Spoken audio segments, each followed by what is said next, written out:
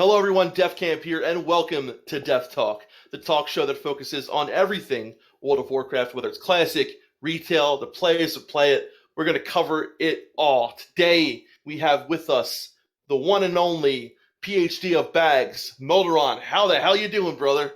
I'm great, and I'm really happy to be back on Dev Talk. It's been a while. Yes, and we have a very special guest today, someone who has been a figurehead of the community, especially our community. He's been very supportive in the streams and just been an all-around great guy, amazing person that we've got to know. vXCozmoz, how you doing, brother? What is up, my man? Hello, guys, and thank you so much for this opportunity. Dude, thank you for coming out here. Like I said, guys, vXCozmoz has been just really, when talking about like members of the community, someone who is just, hands, who's always giving his opinion out there, not afraid to say something that he believes in and stand by it. So you've got a lot of experience when it comes to Classic WoW. You got a lot of experience when it comes to just to knowledge and everything like that. So we're ready to dig in there and get to know some of the knowledge that you have. Yeah, and I've really been looking forward to this and to talk to Death Camp, once the fallen, but now the risen Holy Corpse, and Melderon, the scientific sense. The Oh, Holy I love Corpse. it. I I love love it. I love it. it. That was good. Yeah, dude, it's really good to talk to you finally. We talked a lot Yeah. via text, never had a chance to talk to you on the voice, so it's really nice. Yeah, there are some people who have wanted me for this Death Talk for a while, and not just you guys, so I've had them on the stretch bench, so I suppose it's finally time to just do it, right? Hell yeah. Finally time to do it. And Yep. that brings up another point real quick I want to say, guys. Sorry that we haven't had a Dev Talk in a while. We've been busy with the website and all the other stuff that's been going on. So but we do promise there's going to be more Dev Talks coming out. So I know Melderon, that's something he wanted to say also, right? Yeah, I've been pushing it. Like, we gotta get more Dev Talks out. We gotta get more. Like, it's been a month, and it feels really bad that this is our staple, and Yeah, I love being able to talk to the community. So it's really good to do it again. absolutely. Absolutely. All right, so let's get started with vXCozmoz. You ready, brother? Ready as ever. All right, let's do it. So, of course, you've listened to the show. You know where we start off, right? Where and how did you start? Well, when did you start playing WoW, and how were you introduced to Let's see how far it goes before you say, what did we get ourselves into? it? Okay, so I shall say something about my background then, real quick, and my name and all that, yeah? Absolutely, yeah. Go ahead if you want to. Yeah. Yeah, so to make it short, I'm a Swedish guy who is 40 years old, and I played about 8 MMOs. My first was since back in 2001, Dark Age of Camelot, which I can talk for hours about, so let's not go there. and I play WoW since the open beta days, but I still have both my feet on the ground because I was never really much for this elitist jerkies thing. I actually never was, so I do it quite the opposite and try to do what I can to actually support people. Wow. Yeah, so and unlike many others, I was about 25-ish in vanilla, and I stopped playing in early Legion 2016, and World of Warcraft has by far been the MMO that I have quit and got back to, quit and got back to. But once I got to that early Legion stage, 2016, and I got the fire match up to 105 something, I just felt like, I'm done. I'm gonna quit for good. And then 2017 comes the classic announcement. I'm like, people are really after me. It's the same time I quit. Yeah, right, and same here as well. But you have an extensive amount of history, not only with WoW but with MMOs. So I'm really interested in this. So I'm going to start off first. Is like my first question is: so you played the open beta, right? How much of the open beta was? I mean, of course, there's a lot of things that didn't stick with the classic that we got, and you go back and you look at the beta, but when you were playing the beta and when we went to launch, like how much of things changed from the beta to launch, and was it a totally different experience from when you got to start playing at launch? First off, what first comes to mind is there were obviously some bugs. It didn't crash that often, I think, but it was still some bugs, and that loot lag in the barons, right? Oh yeah. Yeah, and so it was a lot more buggy, I would say, and things like spells didn't go off when you pressed it and stuff like that. So they had to work something about that. But all in all, it felt kind of good and polished and kind of ready to go because after all, it was still open beta, right? It was not closed beta, Right. so it was quite fun about that. And I should also say this because this is something that I've been thinking about during this, beforehand, thinking of doing this stuff. Well, my open beta experience is I played a female light of hunter. I'm sorry, guys. That's what I did. Oh, of course you That's did. what I You did. son of a bitch. Of course I did. Oh man, not he as well. So I still love yeah. you. I still love you, brother. It's yeah. all right. So I mean, yeah, I got to the right side eventually. Eventually, same here. Yeah. So long story short, then, and this is actually something that has been with me ever since, right? It's like one of my same age childhood friends and I played both female light hunters, and that is actually the era where feign death actually worked, and it was so awesome to go in PvP because it was on a Burning Blade PvP server, right? And it was so fun to just do our things and just see the world and smell the roses and everything. That's WoW, right? So Wow. and I specifically remember that we ran between Ashwell and Barons, that we killed people, and I got down to like 5%, and I just feigned death, and like 20 people ran past us, and I just took a quick bandage and I just shot them in the back. Oh my god, that's great, dude. Dude, that's so yeah. good. That's so. And you'd be surprised how many times that actually. I mean, it doesn't work anywhere near as much now. But it's. I was leveled on Hunter on a certain server, and I have to say that people still fall for that shit, dude. People still fall for it. Yeah. Yeah, You have to time it though, because obviously, if you do it at like 40% HP, no one is gonna buy. right. Exactly. You should time it with like a spell hitting you or something, like a frostbolt, and then you're like, you just hit it, and people are like, oh, I killed him, and then boop. And make sure your pet's not right next to you as well. Make sure it's off or dead, or you know what I mean. So yeah, but that's interesting because I was actually watching some videos yesterday of old, vanilla videos that people had from like 2004, 2005, and the difference of play style is so insane compared to what we see today when you watch people like Perplexity, Stormex, Executus, and all these people who are just so good, and then you watch somebody else who's backpedaling using Arcane Explosion the whole time to kill somebody. I mean, and it was just, there was such a high level of, difference in skill, right? There were people that were like yourself, I'm sure, who played Dark Age of Camelot, who played other MMOs, and then there's people who didn't play anything, and they're just, trying to find their way in the world. But it's really, it's a lot different. And I think this time around, and I would like to hear what you say about this, there's going to be people who are much more skilled, even if they didn't play it before. I can tell you this much. I do want to go just to quickly back to the open beta part. But when you start about saying Dark Age of Camelot, what separated it quite a lot is that, long story short, is that Dark gameplay was far more hardcore because, like, I am a ranged DPS at heart. I did play Hunter for a very long time, or it was actually called Ranger by that time. Right. It was called Hibernia, Flower Power Guild side. So the thing is that casters in Dark Age of Camelot, they were instantly interrupted if you as much as tickle them. It could be an auto attack, it could be a pet attack, whatever. You were instantly interrupted, and there were no instant blink or root and stuff. You had to really learn your stuff to really position yourself right as a caster, because one mistake and you were smoked. But you can also kill anyone in like 3, 4, 5 seconds when you had good gear, right? So it was really the glass cannon era. Wow.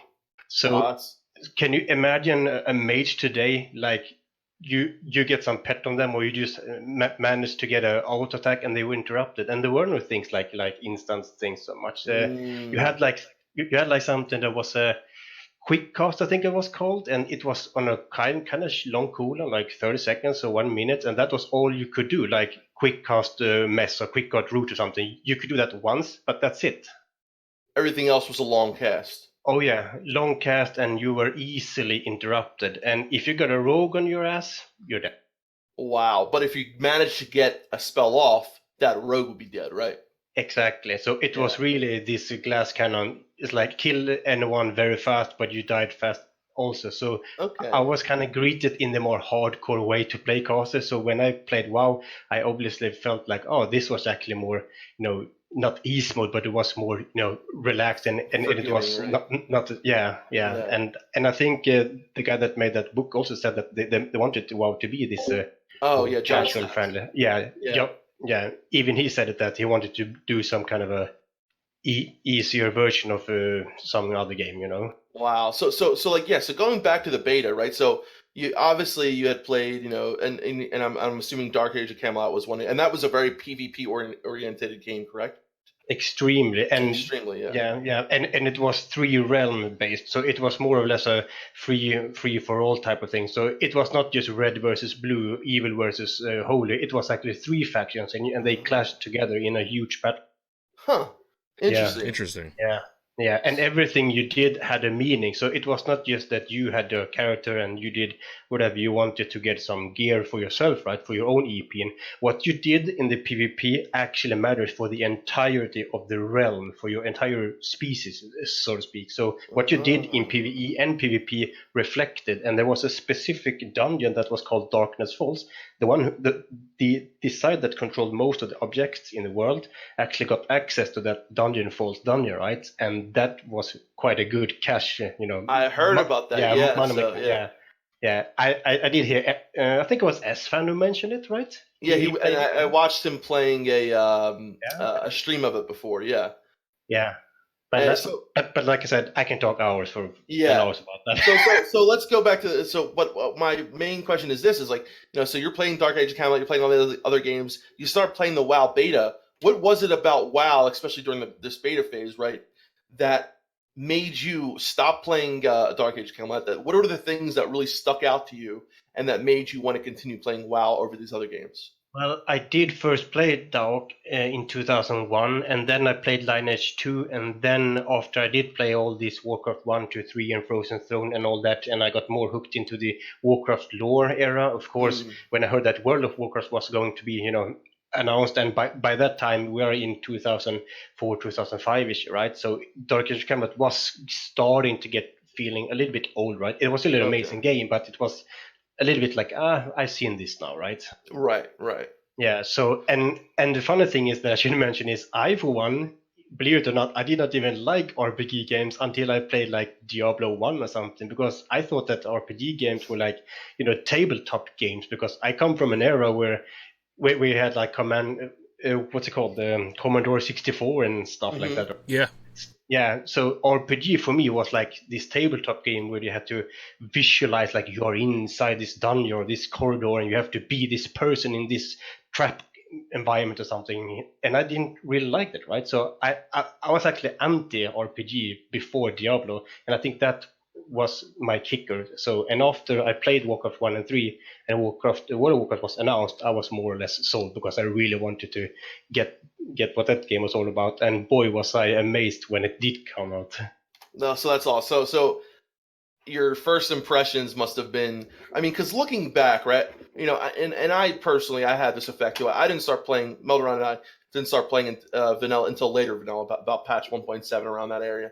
And even at that time, it was far more impressive than any other game that I've played. And I'm not talking just graphics.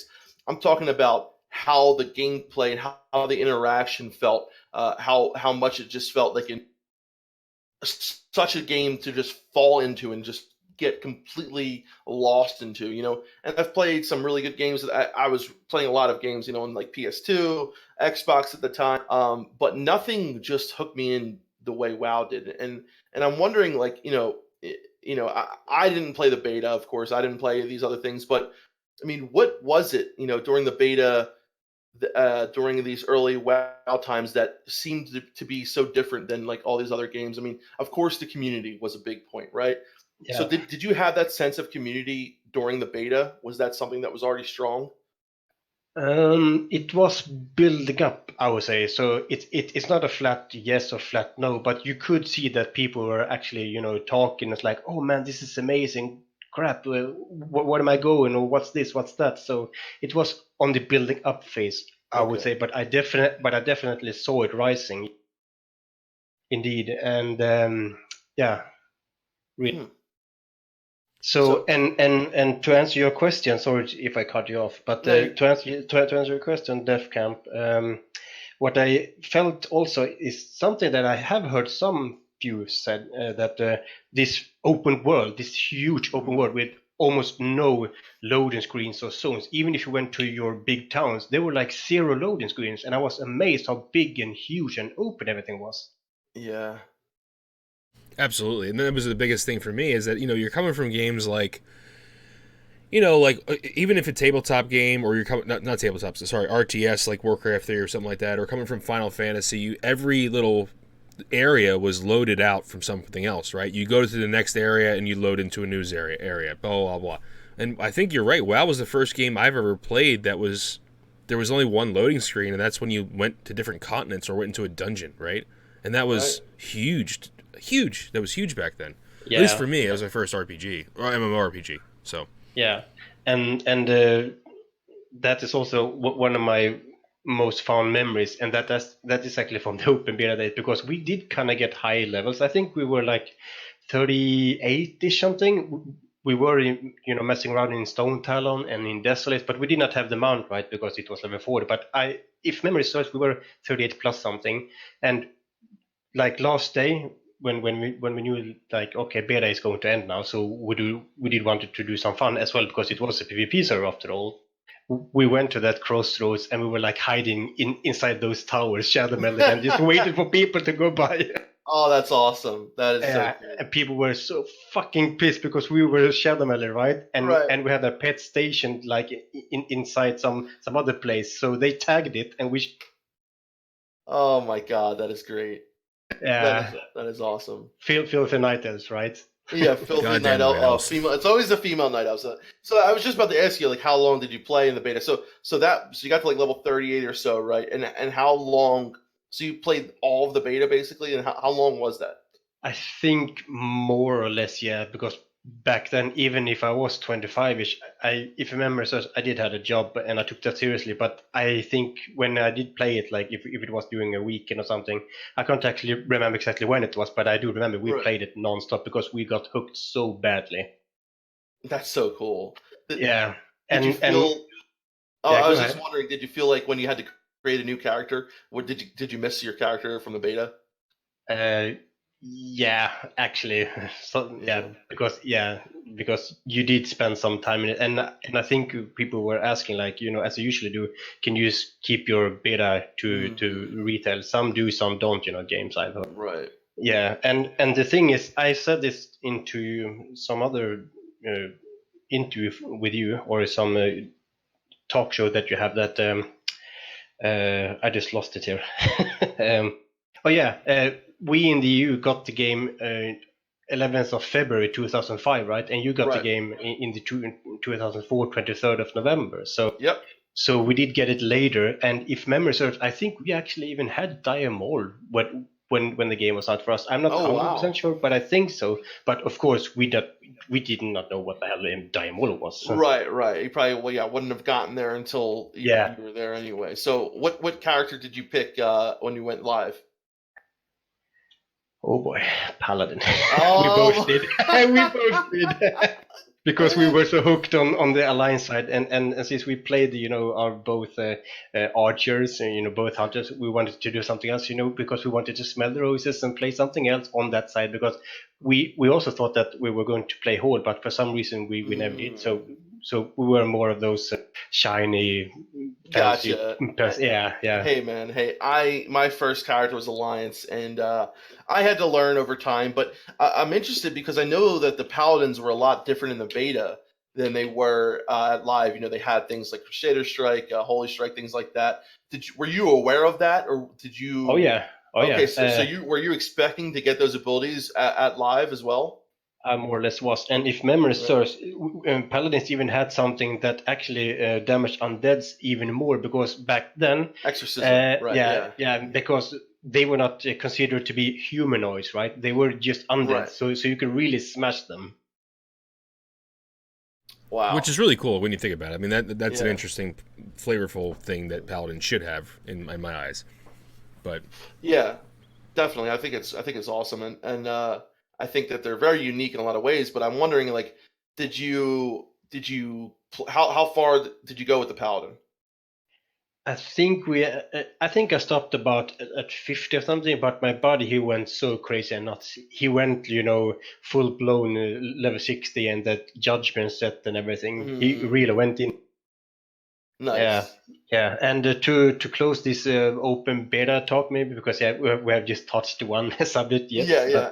But this is something that I really wanted to say, because since I love, games from, Zelda and all other games, I really like to explore things, and you usually get rewarded for doing so.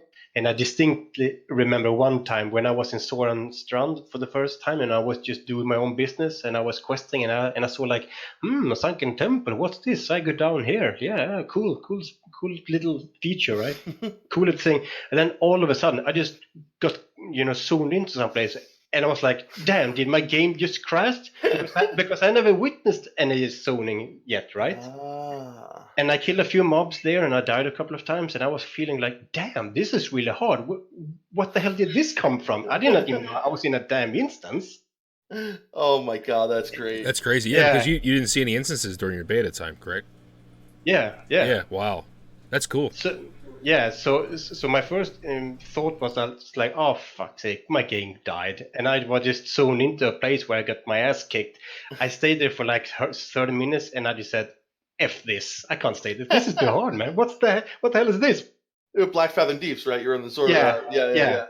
That's great. And I called my buddy there, and it's like, dude, I found this awesome underwater place here. You have to come and see this. And then it was the first time when we got ganked, and I even remember the first Horde guild. They were called Lords of England, came and whooped our ass. Oh my god, that is great. That is so cool though, because like that, this is what I loved when I first started playing WoW, right? Was to get lost and to find something and then to be so excited. I remember being so excited over like something so small that it seems like now, but back then, like I was like, oh my god, I found a boat, and this boat takes me to another, continent. I wonder if other people know about this, or like, I didn't know if this was something that other people knew about, or if it was just something that I found. Like the world felt so big, there was so much to explore, and you always were finding something, and I loved that, and I miss that so much about being a new player. But it's something that I can look fondly back on. Any other moments like that you have, or where you explored, saw something awesome? Because I love it. Oh yeah, and I really want to hear Meldron's, view from this. I think my first time that I felt like that kind of like sense of like wonder was, leveling through Tears Fall and finding like the Scarlet Monastery, and not realizing the Scarlet Monastery was like a level 40 something elite, high 30s elites. So I remember walking up there because you have to get the quest to kill Scarlet people in Tears Fall, and you go in there, and so I was killing stuff, and I was like having a hard time or whatever. Then I walked up, like, oh, there's more Scarlet people over here, and then I click on one of them, and I was like, why does this have a skull on his face or whatever? I charge in, and I get like one hit, and I'm like, what the hell just happened? You know what I mean? So, and then I didn't have my brother there yet, so it was, for me, it was like I didn't have anyone to talk to. I started playing solo, and Dan, who got me involved in the game, didn't play a lot because he worked. So I had no idea, and it wasn't until much later that I went back to Scarlet Monastery and realized that this was a dungeon, and what I fear now going back to Classic is like, am I going to feel that again? And I don't know. I mean, I know I'm going to have new social interactions, and that's going to be a way of dealing with that and having that experience again. So what I do now is delve myself in parts of the game that isn't really well known, like numbers and theory crafting and stuff like that, because that's, for me at least, a way to feel that feeling again. It's not the same thing, but it's something similar. For people like us who have seen it already, it's not. I mean, it's going to be nostalgic, right? But it's never going to be that same feeling. That is impossible to get once again. It's a tough thing. I think so. Yeah, I think something that is kind of hopeful about this is I totally agree. I mean, there are so many things that we've already experienced in that, but I am glad for me that I've saved. I had the option to do Encourage and Nax. Well, not so much Nax, but definitely Encourage on private servers, and I didn't because I want to save that experience for vanilla. To an extent, there is some exploration that's still out there for me to do, more of a social thing. But that's why I really like what Melderon's done with those classic wild gems, things like that, because there is still a lot out there. Even if you've seen something 100 times, you might not know the story behind it. You might not know the lore behind it. And this is something I can definitely test and say,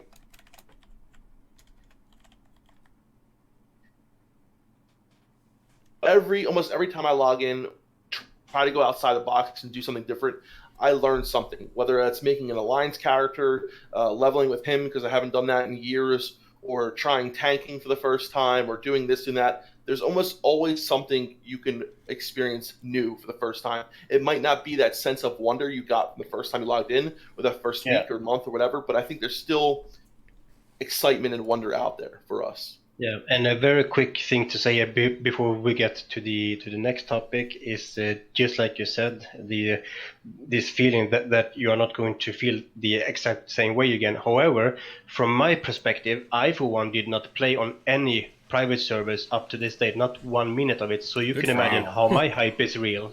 So I mean, for me, feeling that I can go back to once it began 15 years ago and haven't touched it ever since. I mean, of course, my memory can be a little bit, blurry. I mean, it was 15 years afterward, but I still did not play on any private server. So for me, the hype is actually real. I'm just trying to calm myself, so I'm not losing it. You know what? I wanted to try to do that. I did, but so my story, I think you got to know a little bit about. I was playing Legion. I was into the Mythic rating. I was doing like Mythic Gul'dan and Mythic Tuma Sargeras, all this stuff, but I wasn't being rewarded at all for any of it. I didn't feel like I was, right. I feel like everything was a chore. I felt like even doing the bosses and things like that with my guild, everyone who got in tunnel, and as a excitement about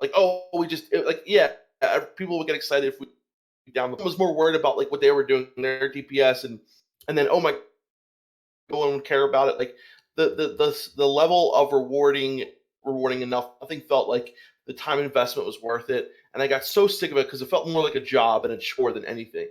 And Melderon said, "Dude, come on over to the come on over. We got Nostalrius, all this, that." And eventually I did it because I needed it. Like I felt like I really just I needed a game. I needed something to give me that sense again. I am so happy that you stuck out because I wish I did, because I would love to be able to say that, I haven't experienced this for 14 years and I get to do it again. But for me, man, and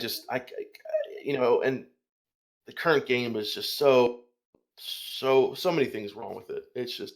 Yeah, and what I was trying to say is like my information or knowledge from the game is actually unaltered, right? Because I don't have the private server info or something. It's just my memories, which again can be a bit mixed up maybe, because when I do give some advices, I have been corrected a bunch of times as well. But I feel confident that most of the things that I remember are legit and everything. And to answer your thing there, DefCam.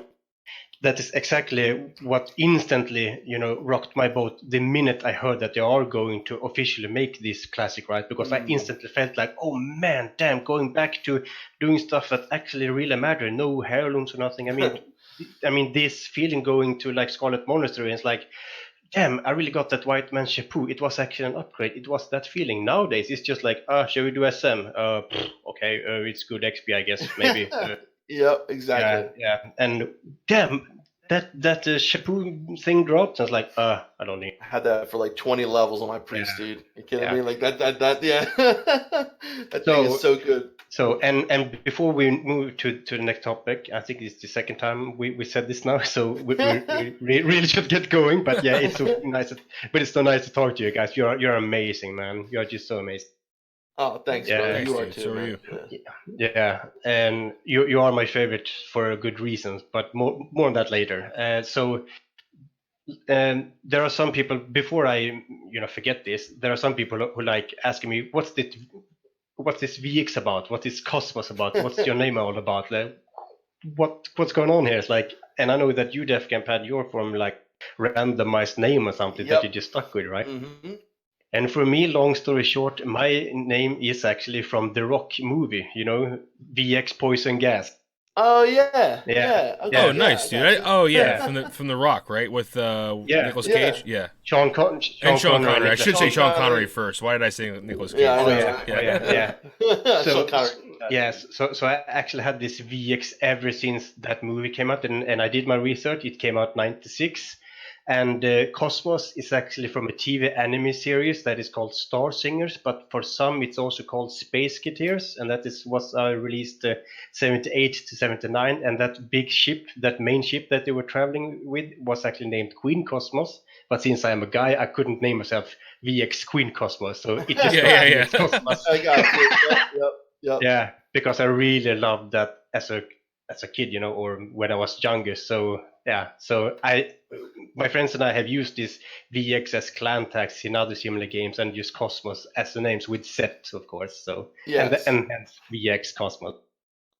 Well, that's awesome. That's good to know. Now we know. That's good. That's awesome. So my next. So what's that? It's cool because everyone has such a big. Everyone has had such an awesome story about their names, and I love hearing them. You know what I mean? So you talked about how your first character was an alliance character, and something that I'm really fascinated in is like faction pride and class pride. And when did you feel that connection? How did you get connected to the class that you play?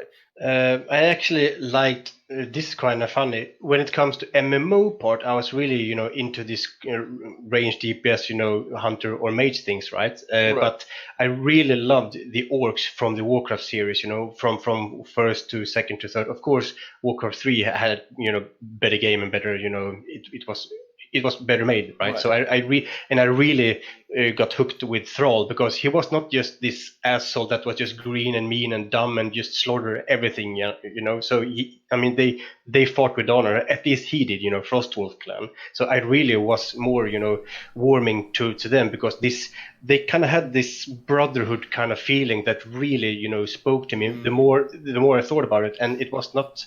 I think it was about halfway through vanilla someplace when we just said like, F it, let's try Horde, and we got stuck there for a good while. Yeah, and I'm glad you did. And and the server pride was something that also really felt like, since you have just shamans on Horde and paladins and everything. So for people who maybe recognize my name, because I have made a little bit of a name for myself for not even having a YouTube channel, it seems. But if someone would actually recognize my name, who feels like if I am going to roll Alliance or Horde, I can just say that I am more biased for my life for the Horde. Yes. Torogar. Yeah. I am more biased to Horde, so yeah. So, and that is why my main goal is actually to roll a female undead mage, actually, because 98% is going to be male anyway. So, and I do like their animations and other things as well. I want to be a little bit different as well, and I do like them as well. Yeah, I'd have to say the Forsaken female animations are really good. I like them. They are. They're growing on me. Yeah, I mean, Def Camp's always going to be the male undead, but I had made one recently on a server, and it was fun. It was fun, but yeah, I mean, I could play male any day of the week. I mean, and they are known for having those, rock metal fingers things when they cast in their fireballs and all that jazz, and it looks awesome and all their jokes and laughs and everything. But I want it to be something, special. So I'm going to roll female, because I do like them for their animations and stuff. And I, for one, am not really into this whole what is best, this and that, because for me, the immersion and the animation and how if things looks with gear and how they run, everything is such important for me. Even if you don't look on your characters in the heat of a battle, right? But it's there. So for me, those kind of things are very important to me when I pick a character, race or side. Absolutely, and I'm really glad you said that, because sometimes and you've seen it before on the streams, people will ask like, what class should I play, what race should I play, and a lot of the times my first thing is, and I always say this for everything, is play what you feel connected with, because you're going to have this character for a long time. You're going to grow to this character. This character is going to become an extension of you. You have to feel comfortable. Like I was having this whole ordeal. Should I play Orc Shaman? Should I play Tarn? I'm like, dude, I love a Tarn Shaman. I love like the play style of War Stomp and all this, and it's what I feel comfortable playing. I'm always going to pick that first and foremost over what the min max is, because honestly, it doesn't make a huge difference. There are things you can do to even out any score. Yeah, maybe you'll have a little bit of a benefit here, there, whatever, but this is your character. This is time and effort that you're putting into make it what you want. Yeah, and that is something that is kind of odd, because how the meta have shifted in most MMOs today, right? Because people always just just go onto some website and just press what is best, enter, and something like that. So, instead of just feel the way and smell the roses and just play the game. I mean, if you are min-maxing, yeah, sure, there are a preset style, yes. But for me, it feels like it doesn't matter if you have the OP, 40M, whatever class or race. If you are not having fun with it, you're not going to put any effort or sweat, blood, and tears on it. So the secret, in my opinion, for MMO for success is to have fun, and that sounds maybe a bit obvious, Cosmos, but in a different way, because fun equals longer time played with X class and more geared, more game time, more skilled, and less chance of reroll, right? So having fun is so crucial, because you're not going to have fun. If you don't have fun, it doesn't matter if you have the quote unquote best race or class, whatever, right? Absolutely. Exactly. Because then you're like, why are you playing the game at that point? And you're just. I think the worst thing people do is they do something because they feel like it's going to be like forced upon them. Like dwarf priest is a great example, right? So everyone's going to be like, you got to roll dwarf priest for your alliance because you have to have fear ward. And I'm like, okay, well, for most players, it's not going to matter, and for most guilds, it won't matter. For those top guilds, okay, yeah, it's going to matter. If you don't want to play a dwarf priest, don't play a dwarf priest. At the end of the game, at the end of the day, it's your game, it's your money too, right? Yeah, so exactly. And like I said before, if you're going to this hardcore server first, world server first, really hardcore into it, yes, like I said before, there is a preset best, human tanks, for example, for their weapon skills with extra threat and everything. So yes, there are a preset best, yes, but for the majority, just play what you like, man, and that is going to be so much better for you in the end. And because most of us are not going to be world server first seekers, right? Even if we played kind of hardcore rich. So the vast majority of people won't, and I think people forget that. I think people think they're all going to get in. A friend of mine brought this up last night. I was with her, and she was like, I was watching one of your streams. I was with GMA, and she was like, when everyone kind of has these lofty goals, and I kind of shot it down a little bit, but I feel like people need to be a little more realistic. I think in general, I'm very happy that everyone's psyched to play Classic. I think it's wonderful, and I think it's going to make the experience great. But I think you need to be realistic about what's really going to happen in the game, as far as time commitment, as far as what guilds you're going to get into. And a lot of these BIS lists that come out, and I mean, we do it too. We put all these guides and everything, and I think to myself, how many people are actually going to get to do the Epic Paladin Mount quest? How many people are actually going to get to do the world? It might take them a long time, right? Yeah. So a lot of what the YouTube personalities, what we put out is honestly, a lot of it's geared towards the top 10% of players. And I'm not saying that's a bad thing or a good thing. I'm just saying, it makes you think introspectively, right? I'm thinking about the content we put out, and I'm like, is this really benefiting the community as a whole? And I'm trying to... On the other side of that, I do want to say, though, that it does motivate. Just like how there was Naxxramas out at the end and not a lot of people got there, it motivates people to and gives them goals to keep playing, and having that lofty thing of that epic paladin out there, even though you might not get it, or at least it's a goal, it's something you can move towards. And I think that's what makes Classic so good in a lot of ways, is that there are things that are unreachable sometimes, but the fact that you're on this journey to try to get there with 4 other people, with 20, with 39 other people, whatever. That's what makes it, and that's what I love about Classic. And my goal, I thought about, I'm like, I want to get to rank 14, whatever. I don't know, I'll get to rank 10 if I can get there. That's awesome. My main goal is to play with other people and have fun, though. But I do think it's very important to have sometimes these things so that you can at least try to work towards it a little bit. Yeah, and that's the hard part of actually trying to convince, not forcing them, but just trying to convince how we look at it. Because those who are, more of the spectrum of, are you just a nostalgic dude, Cosmos, with those rose tinted goggles, or I mean, when they ask me, okay, Cosmos, why is Classic so good? Give me one reason why it's so damn good. I can't give one reason and go with it, right? It's 30 reasons, and all those 30 reasons combined makes it all that. Exactly. You're absolutely right, dude.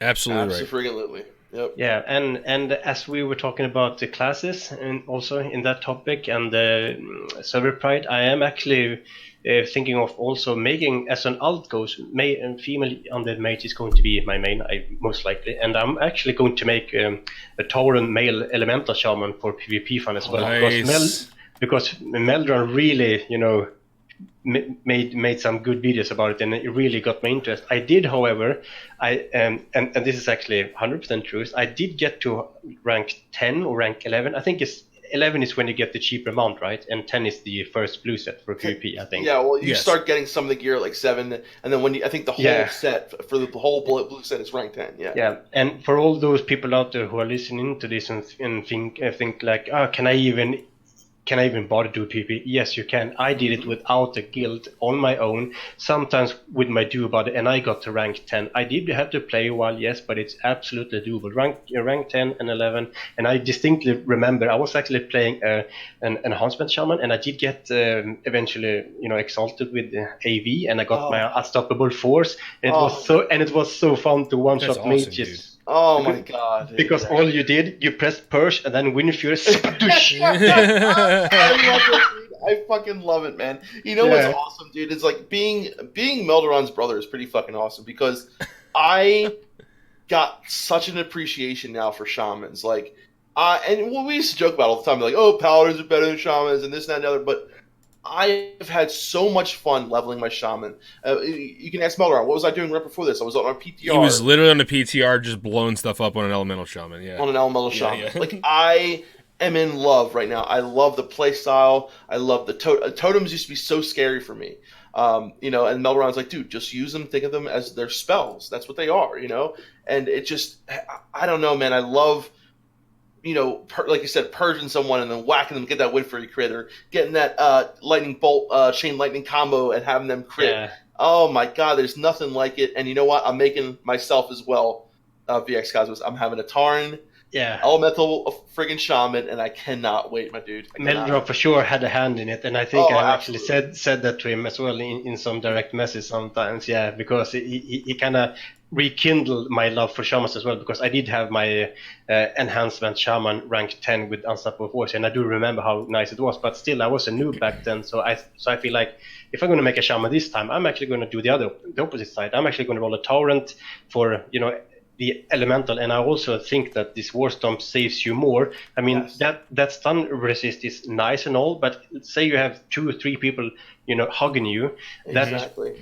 That war stomp to a chain lightning or war stomp to whatever is going to do a little bit more for you than just hope that one of those people are going to resist your stuns. But they can still damage you, but they can't damage you if you do a stun, right? So exactly. So at least for elemental shamans, I would say, for me anyway, for my playstyle, Tauren all the way. Same here, bro. Oh, dude, for my absolutely. playstyle, and you could even essentially, if you have improved Ghost Wolf, I tested it, drop down a Earthbind and improve Ghost Wolf and run away if you need to. So there's so many different things you can do, and I love that. Whether it's War Stomp, Lesser Healing Wave, War Stomp, Chain Lightning, I love that play style. And for me, just like you said, other people might like the play style of not having to worry about being stunned, whatever, a certain amount of the times. And this is where it comes down to, like we said earlier, it comes down to what you like, your play style. People might say this is the meta, whatever, but if you see yourself playing this other way more, then go with that. Yeah, absolutely. I'm actually going to say something that might be controversial for some people, but my goal here is not to mess with somebody. It's just my honest opinion for playing MMOs for a long time.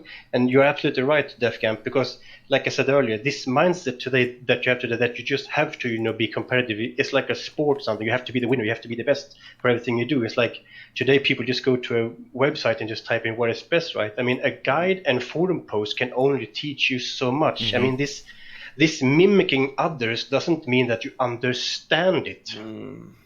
Good point. Good point. So true. I mean, don't get me wrong, guys who are listening to this. Before you call myself I don't know, whatever. but they are good. Of course, they are good info, all from the new players to the min-max or whatever. But it should not always be as your main source of income, because looking at it this way, I started as Filth Alliance. I did, sorry. but I killed shamans as a paladin, and I killed paladins as a shaman, and people were freaking out in the chat. How the fuck should I kill a paladin? It's impossible. They have 16 lives and fuck whatnot. It sounds like me. But I did it. Of course, I failed horribly sometimes, but I did it. I killed shamans as paladin. I killed paladin as a shaman. How?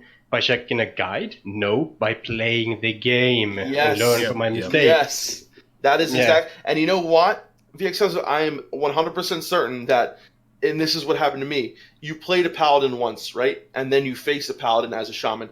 Playing that character will give you more knowledge to know when to do things, how to play this character. Gives you so much knowledge in a PvP scenario when you're facing and how to counter him. How to counter him, exactly. Like, nothing has helped me. I've watched every guide and all this and this and that, but nothing has helped me more than actually playing the class that I want to know about and understanding how it works and how to counter and do this. Like, oh, I know now that when I'm using Hand of Freedom to purge it off as soon as it happens, because that's the only thing that he's going to be able to get away to keep kiting for me. So like, it's so and knowing when to purge and like it's just so important for me. And I still got a long way to go. Like I still have a lot more to understand about warriors and warlocks. And for me, the best way to learn about them is by playing it. Whether if you have the option to do on a PTR and mess around, or to just start leveling one and start getting the feel for it. For me, that is the best knowledge you can have in this game, is to actually experience it for yourself. I mean, nowadays people have undoubtedly better knowledge and information and all the guides that we have now compared to then, of course. But it was so obvious and easy back then to see who were more or less living on these forums and guides, which most, or not most, but many do, sadly. But that's just how it is today. And it was so easy to tell who was this forum lover, because you just made a simple interrupt and they just stood there looking at you, jumping. It's like, what the hell am I doing? The guy told me to push 1, 2, 3 and shift 4. What now? Exactly. And then they stared at you, jumping. It's like, what the hell? Okay, start backpedaling, like, what do I do now?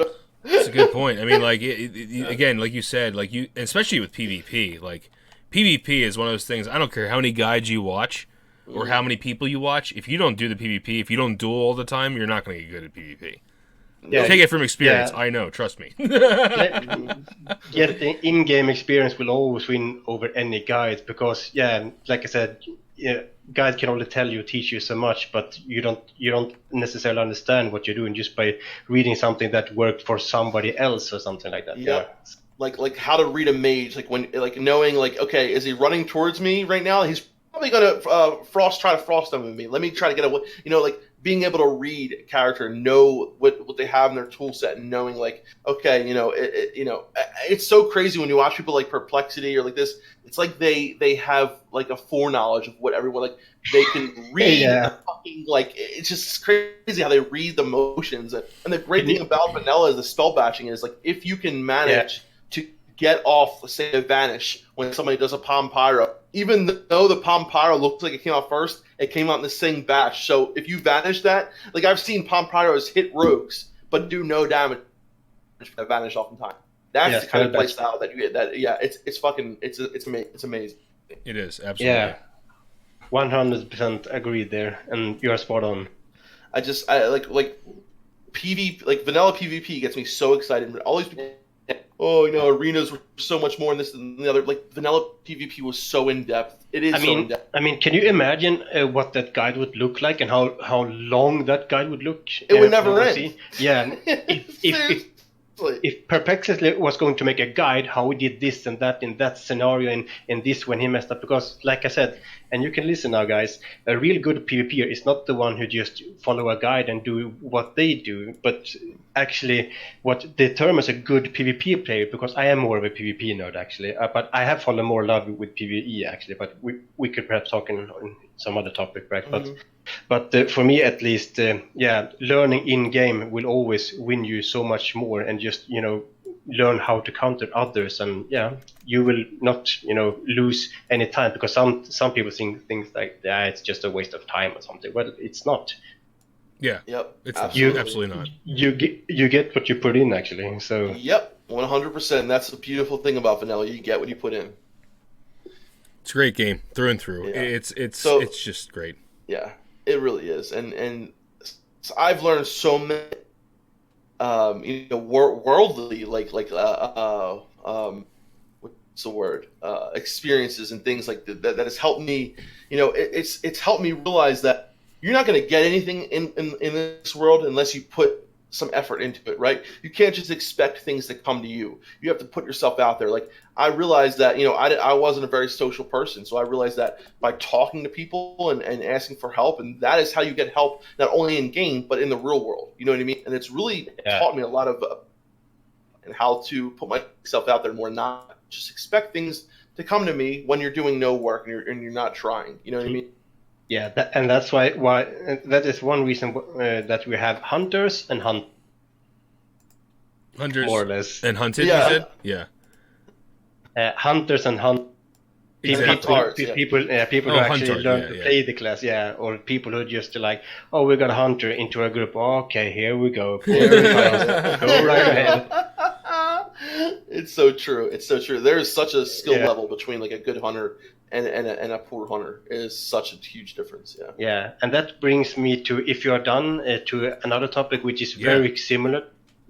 And that is actually the world casual. That is actually, I am actually consider myself to be a genuine, nice guy and all that, but I have my flaws as everyone else. But when it comes to this casual debate all the time that I hear, like, it's used like a curse word, like noob, right? Yeah, you're a noob, you're a casual. And it's like, there's, in my opinion, there's a huge gap between casual and the hardcore player, min-maxing player, and just and just casuals alone, guys. I mean, there's like, 3 different kinds of just casuals, like filthy casuals, or those who don't care about anything or any others. They play with one hand on the mouse and the other hand down the groin or whatever, and don't give a fuck about everyone else. Yeah.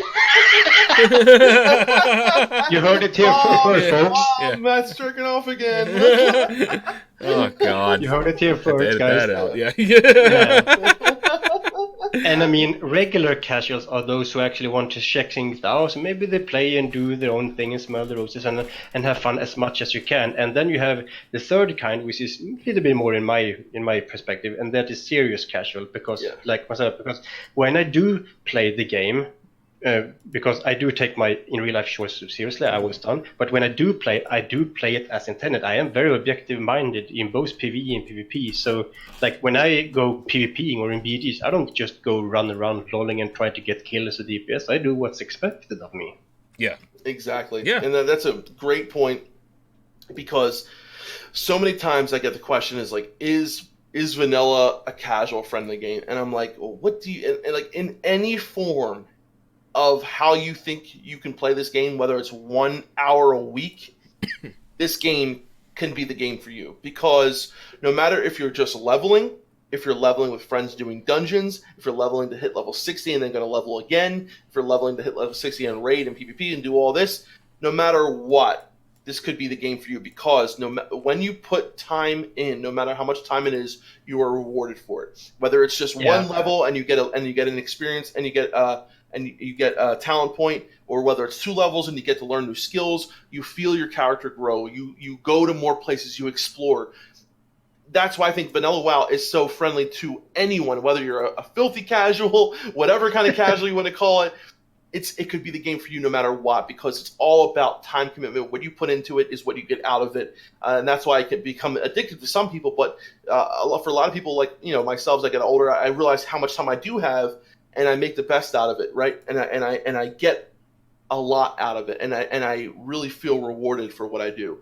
So when people ask me, is Vanilla WoW a casual friendly game? Absolutely, you bet your ass it is. If anything, I would say it's more friendly than most other games, because you can just be that person who levels from 1 to 60 and plays, twice a week, and feel so rewarded when you do a dungeon with your friends, when you get a piece of blue gear, when you level up, because WoW rewards you in so many ways. Classic WoW. Yeah, and people have heard this many times, I think, now, but it is actually correct, because it is not about you. I mean, the class of best. It is classic WoW, just like Vanilla was in some in some extent, it is all about you and the journey. It's not about the best class or best spec or best race or even best side, but we know which side. Yeah. Yeah. Absolutely well said. Yeah. Yeah. Well said. Yeah. It's not. Absolutely. It's a game where anyone can shine. Really, I think. Depending on what your time commitment is, and you know, I've experienced that with myself too. I mean, like there's parts of my life where my gaming time went up and down dramatically. You know, and you know, vanilla and TBC during those times, to a lesser extent perhaps, but still. I was able to get into Kara runs, and I was able to do PvP, and I was able to have fun still, you know, playing the game. Yep. So. Yeah, I mean, to me, sometimes it gets under my skin when, you know, people who are saying that they have no times, they are actually the one who makes the real casuals look bad. Mm-hmm. Yeah. In my opinion, in my honest opinion. Yeah, that's a good point. That's a great point. That's a great point. Yeah. So again, like I really think, you know, you get out of what you put in, and Vanilla WoW is beautifully made so that even the person who can just level with their friends will feel rewarded. You know, and that is also what has always kind of stuck with me. I mean, if we talk about, you know, the old school WoW, you know, like TBC or classic like vanilla, because it some kind of felt like World of Warcraft works around your life and not the other way. You know, the opposite side, right? So if you wanted to be hardcore and have a shit ton of fun with it. If you want to be casual, be casual. Like I said, there is a place for just everything, and that is so much beauty of it. And of course, 30 other things that we could say, right? Exactly. Yeah, so. Classes, unique and everything. I mean, what's the fun in having 95% classes all have a stun or fear or knockback or heal or whatever? Yeah, I mean, what? I mean, I remember back in the day when I was playing Hunter, we got a mage. I made a fucking 360 flip backwards out of joy. Yes, we got a CC.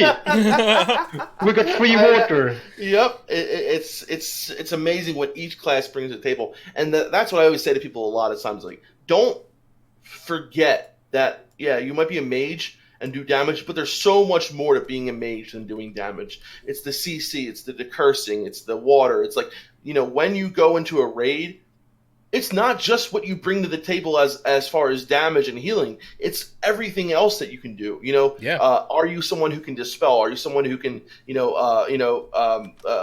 you're a hunter, you know, take off the use strength shots. All these, like, you know, shamans with their totems and this and that and the other. There's so many, you know, druids. A lot of people are like, oh yeah, druid, but they're the only one who can battle res. Like, that is huge right there. The fact that you can innervate, all these other little things that come into play, rather than just the damage or healing. That is what makes these classes special and unique in their own ways. And feeling rewarded for doing that as well. Yes, playing that. Exactly. And welcomed. Yep, and welcomed, yeah. And I think hopefully we've done an okay job with, you know, letting people know that it isn't just the DPS. It's not just that. You know, hybrids do bring something to the table, and you have to really weigh the difference of, you know, is it better to bring this person or another DPS? Well, a lot of the times, that shaman who is just sitting there totem twisting is not only is he helping, and I realized this recently, right, is just how beneficial a shaman, like an enhancement shaman in raid would be, right? So someone who's there totem twisting, yeah, he is also, you know, he's buffing the 4 other people in that group. But do you realize how beneficial it is to have that on the Horde side, right? Where you're giving Wind Fury and Tranquil Air to the tank, right? Not only is that increasing his threat and all that, but it makes it so that this fight that you're having, you know, it might give him enough threat where he doesn't have to worry about other people pulling off him. And like, you can't judge how beneficial that is. That you can't put a number on that. Yeah, I mean, basically. Sorry, go ahead. No, I'm just saying, like, having the tank feeling more confident about his threat and being able to put that threat out where people can do more damage, you can't put a number on that, on the value. Yeah, just a 5 HP or I think it was 5 HP or something, or 10 HP. Just one click with the mouse button and you put down a Windfury totem. Just that feels like you got an extra weapon upgrade or gear upgrade because you made melee so much better. Yep, and the tanking as well is like, you know, on the Horde side of it, obviously, you know, we don't have a sanctuary, and that's what a lot of people say is, you know, one of our biggest downfalls in the Horde is the fact that, a lot of fights, the DPS has to stop DPSing, especially on like Onyxia, things like that. But by giving this tank Wind Fury, you're helping so much, when it comes to casters being able to pull off all things like that. And like, yes, the melee DPS is doing more damage as well, but but it's so cool because the Horde has this really offensive thing, which is awesome, and the Alliance has this defensive thing, and it's just the difference in play styles, the difference in feels of like the Horde might do better on this fight, the Alliance might do better on this fight. Exactly, and I think that. And I said that in one of your own talk shows. Yes, you did. That was you. Yep. Yeah, it's like for Ankurai, you have the shamans with the poison cleansing totem that Alliance doesn't have, and Alliance have salvations, which is better for the other side, or just that fear ward. But a quick thing about the fear ward, which is also just something that is, I mean, if people of today are that horrible that you can't stand that they must have fear ward to just manage, then so be it. But right. yes, it is pre-best, whatever you want to call it. It is best, yes. So of course, but it's sometimes I just get this feeling like, well, but how the smokes can Horde even raid them? They don't have fear ward. They're fucked. Exactly. Good point. Can't they raid? Yeah. So, I mean, of course you can make it work, and that is such a beauty about it. Like, Paladins can bring so much better for one fight, and then Horde has an up hand on the other one. But that doesn't automatically mean that a Horde guild would just utterly face roll Ankurai, and an Alliance guild can't. But it's just that nice feeling that this is where we have an edge, and this is a place where they have an edge, right? Yes, and I love that, and I wish that would have lasted throughout WoW. I think that would and it really felt different. It made the factions feel so different, because in a lot of instances the Horde was a lot more offensive, which is very, it feels right. The Horde they should be they're the friggin' Horde, right? They're a force to be reckoned with. They're like a force of nature. While the Alliance, historically they're defending their territory from the invaders, and they should be more defensive. And I loved how they felt that way, especially in PvP. Being able to bop someone, or being able to use a sacrifice, and be able to do all these things where you're protecting someone, protecting yourself. Whereas the Horde, you're dropping Wind Fury Totem, you're shooting lightning bolts at people, and like it's more offensive, and I love that. I fucking love that. Yeah, and especially for as far as vanilla goes, so that means classic. I don't know how we are in time, if we are half through or something, because I have some other topics that I really want to talk about. Yeah, we should definitely move on to. We should do a little bit quicker because I think we're running close. Yeah, so let's move on to something. Yeah. So a very very quick thing about that. That's I mean, I for one could actually love to have a good druid tank as far as dungeon goes. I mean we all know what they can bring. They have their own taunt, they have their own swipe AoE abilities, and they have one of the best buffs in the game on both sides. Mark of the Wild. So I mean I can see myself to bring a druid tank. It doesn't always have to be a warrior. So I mean, you have like a druid tank, a mage, and shaman, totem, twisting, or priest for that stamina buff and spells, and you can have a DPS warrior rogues, so they can benefit from those totems. So it could just go so much way. So I mean, when people make these guides, and I'm not calling you out here, I'm just saying that most of these guys are more towards hardcore. It's like, druid tank, don't bother. I mean, Meldron is a living proof. He is making a shaman tank guide, and that's awesome, dude. Yep, exactly. And we have a big one coming up with Caprafin too. We have even a bigger shaman tank guide coming soon. So yep, it's gonna be awesome. Should be really awesome. Yeah. Should hopefully help a lot of shamans move into the tank role. That's my goal. So yeah, and I would actually like to see some turn to make a little short request here. And I think someone also said in your Discord or in our Discord that should maybe make a Dark Moon Fair podcast. A podcast? Oh yeah, that'd be pretty cool. Like a. I mean, sorry, not a podcast, but as 10 minutes or 12 minutes. A guide. Video guide. Yeah. I need to do some research. I actually know very little about the Darkman Fair. I need to do some research on that. But I'll definitely. I know some parts. Yeah. I can help you with it. That'd be good. If you want, because just like I have done with your bag mods and stuff like that. And I mean, I'm here to help, guys. So. Yeah, absolutely. That'd be good actually, because I need some. Because in my honest thoughts here is that I don't think that anyone has made one, and it's like do you get good gear enough from it? Is it worth it, or is it just for fun, etc.? Because that question has been been asked to me sometimes, and I do recall some good gears from it, with all those tickets and stuff like that. But like I said, yeah, Dark Moon Fair trinkets or short video could be something that could be in the future. Yeah, man, absolutely. I'm down. Absolutely. Yeah. Yeah, and like I said, when I am on this topic, so I can move on to the next one, and that is why I'm calling out to you guys as well, because I really like what you're doing, because you don't just make these min-maxing videos, but so much more, all from these, DefTalks, Good Morning Azeroth videos about undeads. That was amazing one in the twist for Blaze Meldon. So +1 to you. Oh man, I love that. I love that video, man. I wish I did it with my newer mic, but man, I love that video. Yeah, it was. I love it as well. Yeah, and I love your personality and the way you speak, and you talk calmly and detailed, and it's so joyful. Meldron got like this radio voice kind of thing. Hello, he really does. Meldron. Yeah, and yeah. And an extra plus that you do your show yourself, do your own thing, but also together. Yes. Yep. So exactly. Yeah, I try to be more of the. I said back end guy, and then people think that's funny. So I'm going to stop saying back end guy. I'm going to start saying behind the scenes guy. That's what I just said. Behind the scenes. Why did I that's a good one. Yeah.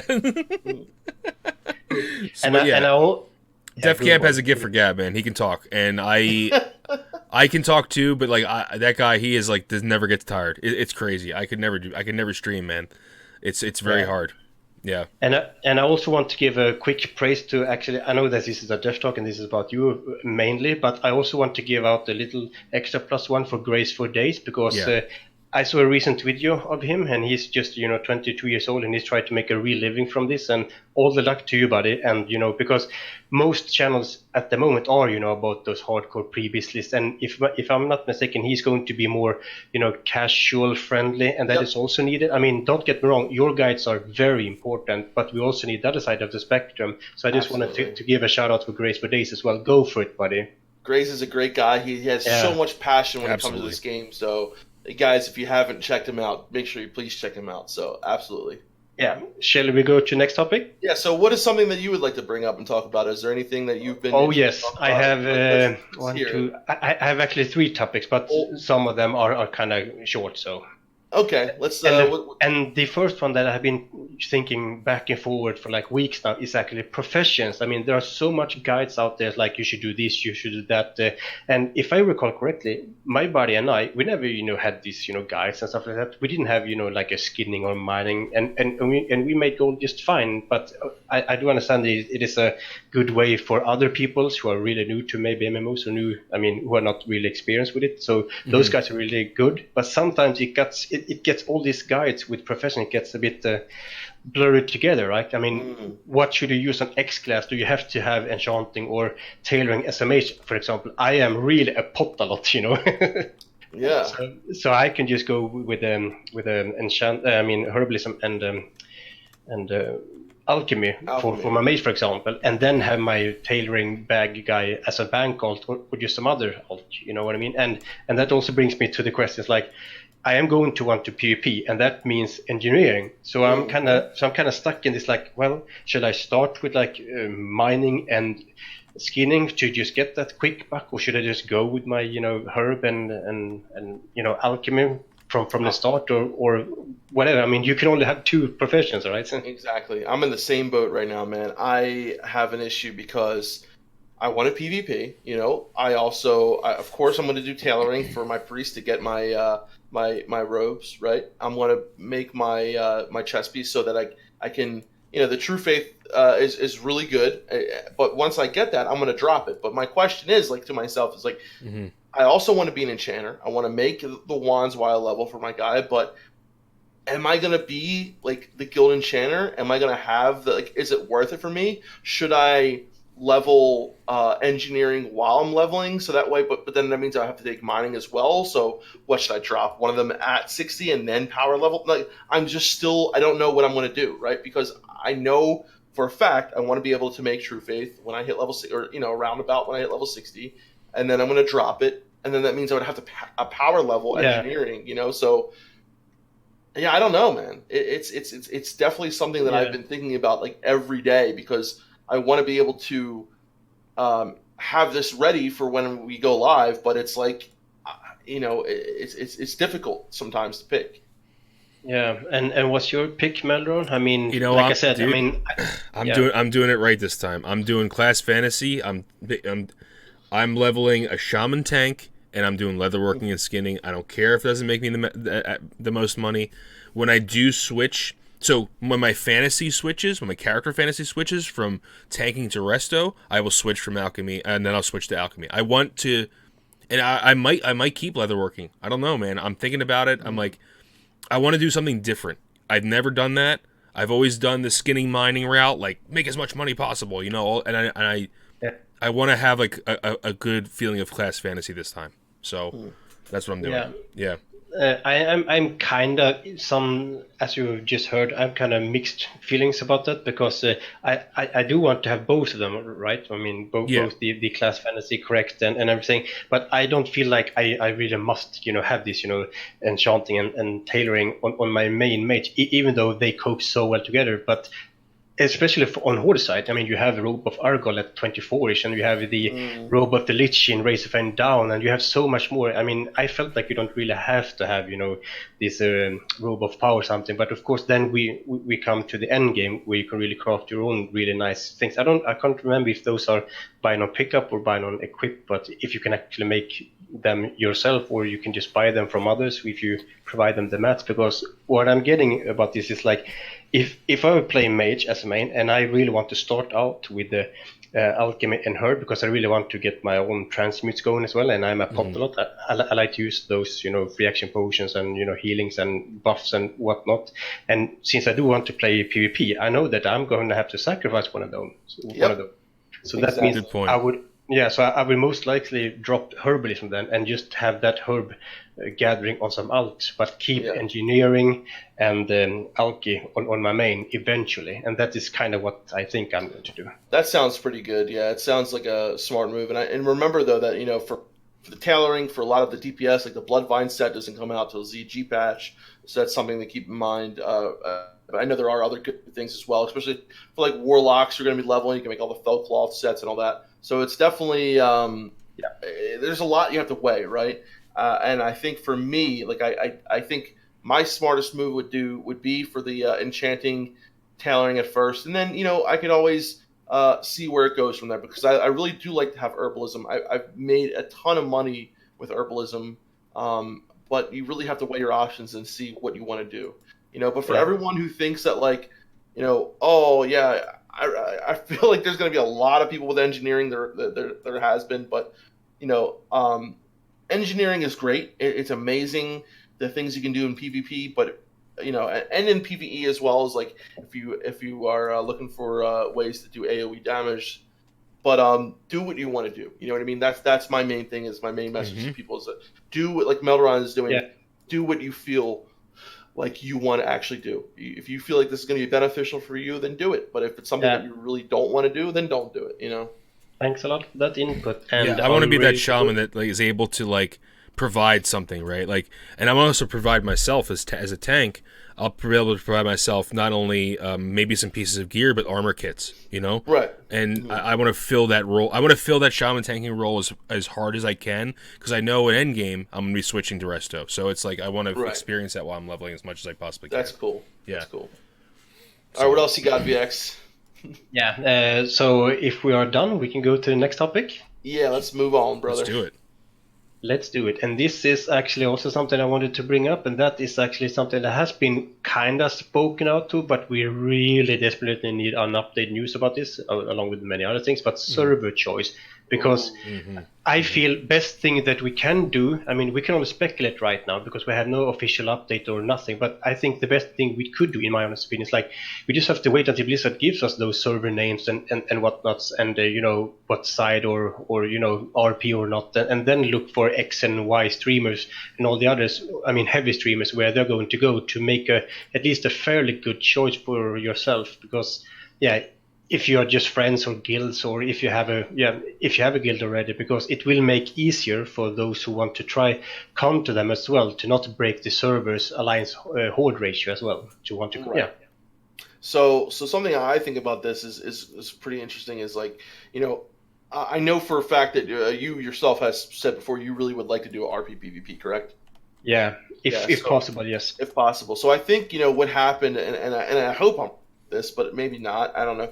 But when they brought it up, right, they did say that if there's if enough of a cry or enough people wanting this, they would reevaluate it. So I'm hoping that they have reevaluated that. I'm hoping that we will at Yeah, least get like one RP PvP server per region. I think that would be definitely doable. yeah, Another thing that I think is like so obviously me myself. Why do I always say that? Melderon, myself, Cargos, Egregious Navic, Ale, a bunch of us, we want to play together all on one server, and I'm hoping it doesn't have as much of an effect to keep the server balanced. I don't think it should. I mean, we're not that big of we're not like huge streamers or anything. I mean, Cargos yeah, can definitely pull a lot of people, but my main goal is to have a healthy population, right? And I think a lot of these bigger streamers, like Asmon Gold and Soda Poppin', for example, they are going to have a lot of people that are going to come with them. And I think I'm pretty sure most of them plan on doing a PVE server, correct? Because of how big it will be. At least that's what I was thinking. So Yeah. I'm thinking yeah, that for the most part, there will be a couple servers that are going to be, a lot different feel because of, the people that are, and a lot of people just want to play there with their friends and people that they've met together through the community, and that's great and all, but like that's something yeah, that I personally am going to want to try to stay away from, just because I want to have a healthy community of, first of all, people that are veterans to this game, but people that are new.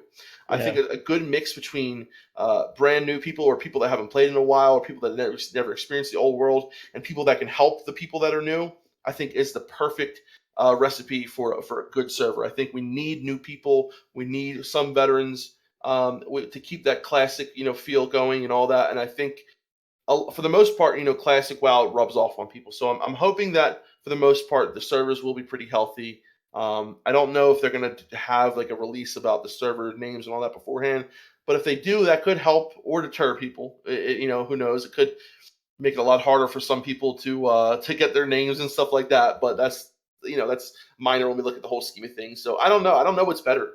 If it's better to not give out the announcement beforehand of yeah, the servers, or but I'm thinking for the most part, it'll be they probably won't have enough servers at launch, and then they'll probably make more, and then they'll have to drop some of them or something like that. But if we look at how it was, what was it like when the service first launched back in the day? yeah, indeed. And as we stand right now, the only thing that we have gotten, yeah, as information goes, Ian did say something about that. Yeah, we haven't really, said that we are going to have RP, but we may have one per each major region or something. But that means I can only speculate. But they did kind of say that maybe if it gets, popular Right. enough, or yeah. But he did state that we could make one for the major regions. But yeah, but just like you said, Defcam, that was really nice and good said, because I would like to roll an RP PvP server if possible. But if it gets added later, what do you do? Do you skip or full re-roll or wait for a transfer or what? Exactly. Yeah. And that's rough because a lot of people are going to have their guys established and have friends that they have on the server, and I mean, maybe you can have it all over there, but for a lot of people, they want their main experience to be on an RP PvP server, and I think Yeah, absolutely there should be at least one for every region. I think there will be enough yeah, people to play on them. I think people, I would definitely like to play on one. Maybe I don't know if I'm going to main on that or not, but for the most part, I think it's definitely something that enough people would play. yeah. And as for this is something that I know some people would really want to to discuss and say. So I'm going to say it flat out right. As for servers and PvP, I really hope they will go vanilla style and only have like battle groups and not this BG cross server. Oh, right, So you exactly, actually, so yeah. you actually, so you actually keep this, just like you said earlier, you keep the server price. Like you could say, like, yeah, I am DefCam from Hura Baru server. Exactly, It, exactly, yeah. it means something due to It the does. faction, and yeah, I mean this server pride and so much about that. Yeah, and really, like you feel like you're belonging to something. It's like a real home or something. Exactly, and then the other thing that comes because of that, because we've talked about this on stream before, that whether to have cross server BGs or not to, and I really feel like, and I personally would not like to have cross server BGs. I think that like just like you said, it would make it feel less diminished on your server and all that. But I think a big thing we also need to know is server size. How big are the servers going to be? Yeah, and that is also one thing that I'm also going to touch on if I did not miss it here somewhere in my essay of text. I did type something to myself. But also a quick thing about this beta, because that's people are saying like, beta for what, stress test for what, and just like I said in a Def Camp video to you, I said it specifically. I for one don't honestly think that you're going to go from a rushed demo at BlizzCon to release date with only Blue Post update news. I know they have the technology today to maybe do it, but I would be more surprised if they just full blown out just skipped all of that and just went, guys, release 2 months from now, and I will be happy. I will be happily corrected wrongly. I mean, correctly, corrected. Yeah. Yeah, I think as long as they keep it short and right. So they keep the hype. Say during a weekend and only for the old school players who know about it more. And it's like, so it's like have it a weekend closed beta or closed stress test, and that's it. We don't need a week or something to keep I think that's not a bad idea, actually. Yeah, because weekends usually, I mean, there are some people who are working weekends, so sorry if you took offense, but usually people have more time, right? Yeah, I don't see the point of a beta, honestly. I mean, except for like a week long, like you said, just do a very quick stress test. I mean, I think it's going to kill. Yeah. I think it's going to kill the hype. I think it's not going to be good for the game. Call it a beta, call it a stress test, call it whatever you want. But I do not think that we will go from a rushed demo to a release with only Blue Post updates. I honestly don't. Yeah, so I think like a closed beta would probably be the way to go. You know what I mean? But yeah, it's interesting. Well, I mean, we're gonna have to wait and see. Like we're getting close, man. We really are. So the last thing I wanted to point out, and before I say this, I also want to apologize to Descamp, because I know I don't need it, but I have a funny memory that the first time I actually saw you guys, I was like picking on Descamp, like, dude, let the other guy talk, man. I mean, I can hear this other guy. And I did not know that you two guys were brothers. I had no idea. I mean, I thought you were two separate people. And I was like, dude, let this other guy talk. I want to hear this opinion, right? So, on behalf of the Swedish government and myself, sorry. It's all right. It's all right. It's all right. I'll let it slide. No, this is something that I've I went from never talking to talking too much. I don't know how that happened, but I lose my train of thought so easily. So that when I feel like I have something I need to say, like if I don't say it, I lose it, and it's just I hate it. I mean, when you two guys were talking about the free money right here, dude, I lost it. I was rolling on the floor laughing more or less. I had stomach pain. Free money, skidding and mining and all. and why?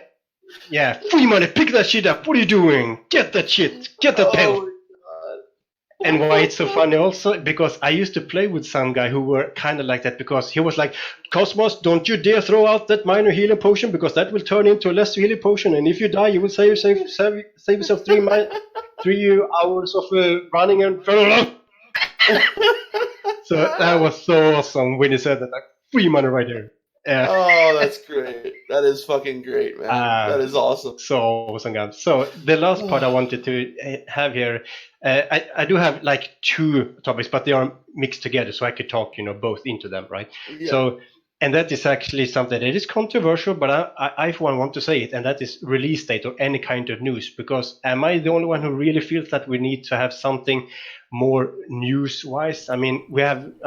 Please let me talk now. We got much to be thankful for, don't get me wrong, and I mean, they're giving us Classic after all, plus all the much needed changes like loot trading for 5 months, spell batching, 6 phases and whatnot. So, I mean, and I don't want to sound ungrateful, and I understand Blizz want to, try to keep us, a bit hyped with all those we're working on it Blue Post, but it's getting very old in my opinion. Yeah. I mean, they have said ever since the announcement since 2017, and last year's BlizzCon, that they want to give us an authentic version, right? So, And I remember people went half nuts when JL and Crack said like, no looking for button, no 40-man raids, no flying. And people were like, yay, shit. And I was like, yeah, obviously.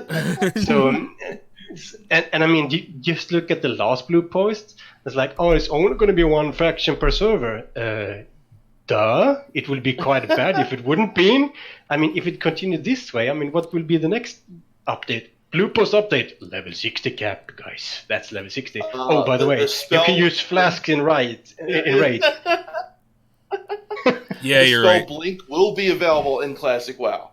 However, I am grateful that we got it confirmed. Yes, it's just that I think, I don't know, it's just that I and many others feel it's not really news.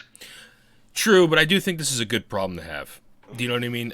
I'd rather have this than radio silence. So I do think that having something is good. But I agree with you. Some of it's like, well, wow, okay. We kind of hope, like, I didn't even make a video about that blue post, right? Because I was like, I'm not going to make a video about them confirming that there's going to be one faction on PvP servers. Like, that's not video worthy, you know? Yeah. So, you got a good point. But I think there's only a few things left they have to talk about. It's server size and how they're going to implement sharding, and the server allotments for each region, right? And I think those are and right-click reporting. Release date. And right-click reporting. Oh, besides release date. So the things they need to talk about before releasing the game. You know what I mean? Is what I'm saying. Yeah. I think there's a couple more, but yeah. I mean, they did say something about it during the BlizzCon interview with the S-Fan and Stay Safe, but you're totally right. We need an updated info news about it, yeah, because they did mention something about that. We understand the social aspect of it all, and we are looking to have something, besides, sharding, but because they know it is a contentious topic, so they are aware of it. But just like you said, we definitely need some update news on it, just like we got an update news on the loot trade change, which was very good. But where am I getting all this? Because I do agree with you, Melron, as well, and I would say otherwise if I really felt so, because I'm honest. No, dude, I mean, that's what I enjoy about you. You always speak your mind. It's good. Yeah, considering we got retail patch 8.2 announced, right? I mean, not specific the date, but they have said like late June, early July. And if I know Blizzard right, they usually don't put out two things at the same time, even if they don't see Classic as a major thing. I don't think they will. So what does that tell us? That tells us that we're either going to get it before that, which I'm really doubt, but I will be very happy if it comes before that. But my stomach feeling hits me if it comes out early July. That means, and they usually have it running for a couple of weeks, so they don't clash together. That means like at the earliest, like late July. But in my honest opinion, I think we will get the game mid part to like mid-August. But I will be definitely happily wrong if it comes out early. But that's just how I think it's going to be. Yeah. I feel like, for a lot of times, Blizzard does not like releasing two things out at a time. So, because they're kind of shooting themselves in the foot. I mean, by dragging it out for too long. I mean, Blizzard are known for dragging things out, and the positive things that many loves about Blizzard games. I'm not saying Activision, I say Blizzard games. That is, they usually drag it out, but you know that you're going to get some real damn good quality out of all that dragging wait time. So. Right. I get all that with Blizzard, and I cope with it fine, because I'd rather have a good version, non-bugger, than the other version. But I feel like they are kind of shooting themselves in the foot to dragging this out for too long, because it will mean that they will have less time to fix it, right? If they have to, go back, it's like, shit, we just said that we're going to have no test or no beta or very, very short, and then we just announce it and it's going to come out like in 2 weeks. And some guys said, dude, this is not done yet. This is corrupt. This is wrong. This is breaking the rules or whatever. And they have to, you get what I'm saying? They are kind of, yes, yeah. So they get themselves time to do it right. So to save themselves.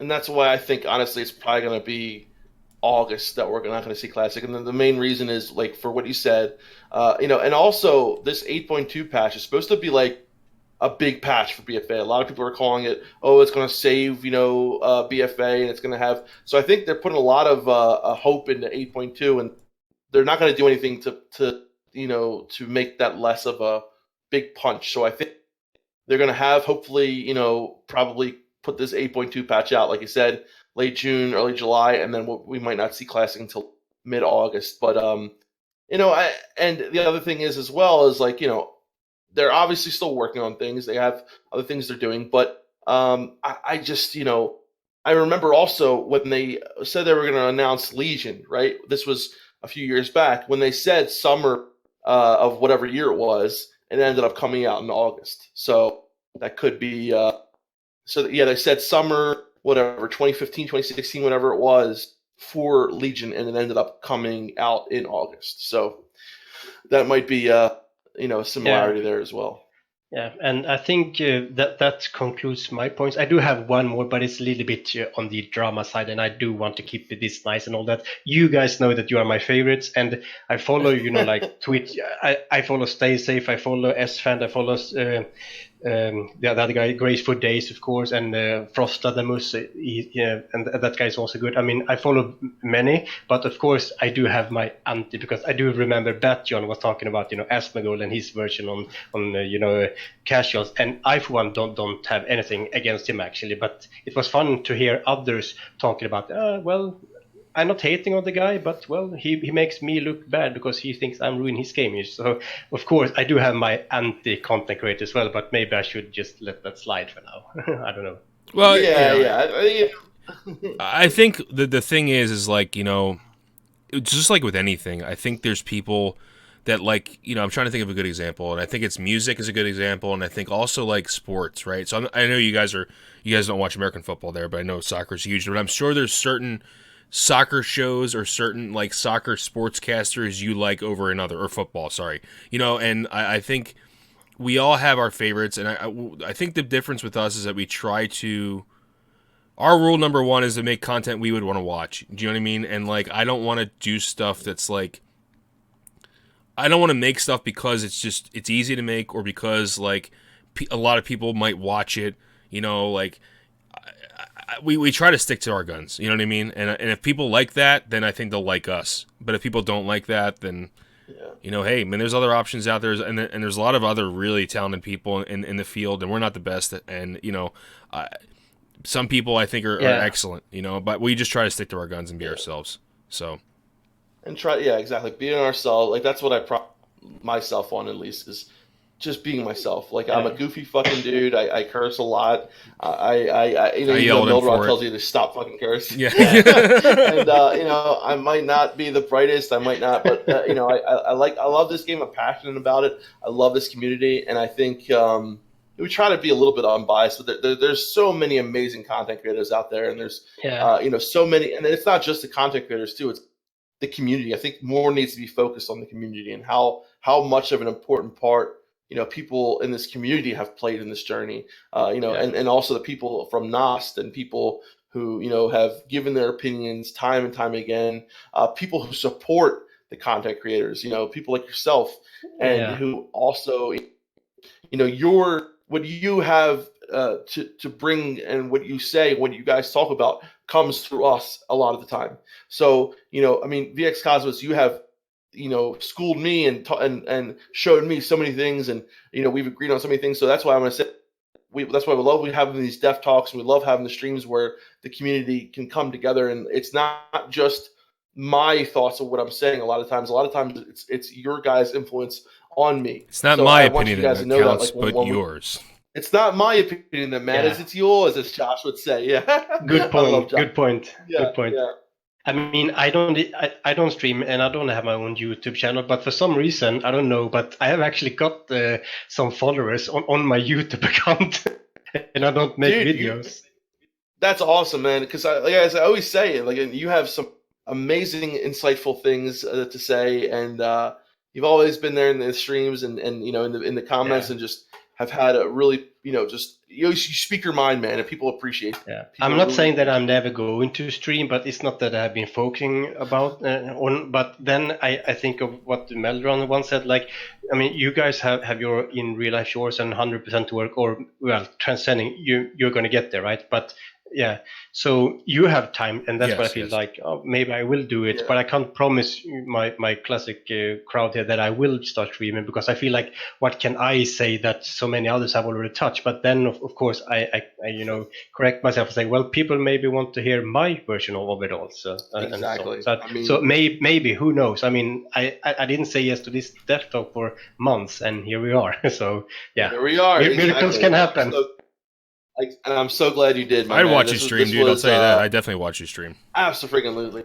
And that's big, because I don't watch a lot of streamers, and Def Camp knows that. I don't. He doesn't. He does not. He does not. Yeah. Meldoron's a 9-year-old man. He doesn't get memes, so. I just don't understand, and this is going against everything that, like, I know Def Camp's a great streamer, but I don't understand watching. Maybe someone can help me with this. I don't understand watching someone play a game that I can play. I don't get it. So I watch people that I like for their personality, right? So like Def Camp, I like watching. I like Cargos' personality. I like Dawkins' personality. I watch certain people.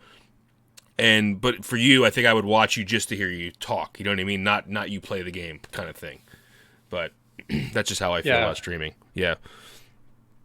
It's the relationship, I think. Exactly. You have to get a relationship with your viewers, because, like, I feel like now that when I stream, that I can be myself. I don't have to put on, like, I feel very comfortable, and I think that's really, and to someone who's going to put themselves out there. So, you have people like Dr. Disrespect. He has like a persona that he plays. You know what I mean?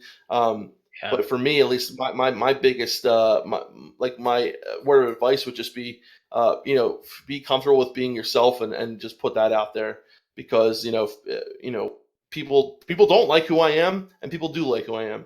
And the people who don't like me, I mean, like, we've seen it, before, whatever, you can watch somebody else, but the people who do, you're more than welcome to stay and become part of the family. I picked on you at first, my buddy. Sorry. It's all right, man. Hey, listen, if I had one complaint about me, it would be like, I don't shut the fuck up enough. So let me shut up now.